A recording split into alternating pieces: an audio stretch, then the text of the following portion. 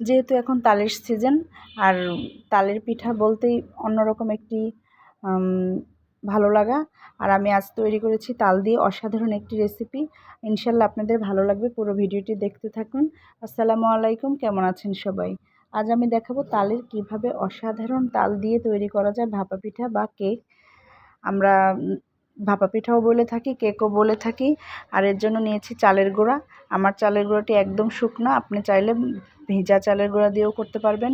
নিয়ে নিলাম চিনি, যেহেতু আমি 3 কাপ চালের গুঁড়া নিয়েছি তাই আমি এখানে 2 কাপ নিয়েছি চিনি। মিষ্টিটা আপনার পছন্দ মতো নেবেন, যেহেতু তালও একটু মিষ্টি তাই আমি একটু মিষ্টি কম নিয়েছি স্বাদ মতো লবণ। লবণটাও আপনার কেউ চাইলে ব্যবহার করতে পারেন, অনেকেই মিষ্টি খাবারে লবণ ব্যবহার করেন না। নিলাম নারিকেল কোরানো। আর তো তালটি আমি আগেই চিপে রস করে নিয়েছি এবং জাল দিয়ে ঘন করে নিয়েছি, কারণ এখানে যত তালের রসটা ব্যবহার করব কেকটা ততটাই সফট হবে। তাই আমি এখানে বেশি করে তাল চেপে তারপরে জাল দিয়ে নিয়েছি, ঘন করে নিয়েছি, বুঝতেই পারছেন ঘনত্বটা। এরপর এখানে আমি কোনো পানিই ব্যবহার করব না, পুরো চিনি এবং তালের রস দিয়েই পুরো খামিটি তৈরি করব। আস্তে আস্তে করে মেখে নিচ্ছি। আর এর সাথে নিয়ে নিলাম একটু বেকিং সোডা, যেটা এটার মূল উপকরণ।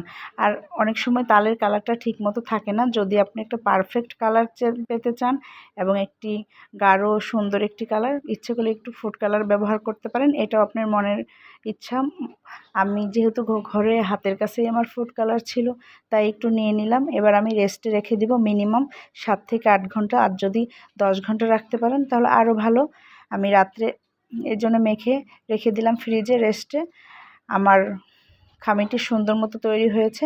আমি 7-10 ঘন্টা পরে তৈরি করতে চলে এলাম আমার স্পেশাল তালের ভাপা পিঠাটি বা কেক। আর এর জন্য নিয়েছি আমি একটা ওয়াটারপ্রুফ পট, এখানে আমি দিয়ে টেপ করে নিলাম, কাগজ বিছিয়ে দিয়ে তারপর খামিটি দিয়েছি। এবার আমি আমার মনের মতো নারকেল আর কিশমিশ দিয়ে ডেকোরেশন করে নিলাম, কারণ ডেকোরেশনেই খাবার সৌন্দর্য অনেকখানি বৃদ্ধি করে দেয়। তারপর আমি আমার ঢাকনাটা দিয়ে এটা সেট করে নিচ্ছি। আর অন্যদিকে আমি হাঁড়িতে পানি দিয়ে আরেকটি আমার পটের দ্বিতীয় অংশটি পানিতে বসিয়ে দিয়েছি। পানি গরম হয়ে গেছে, আমি আমার পটটি বসিয়ে দিলাম পানির উপরে।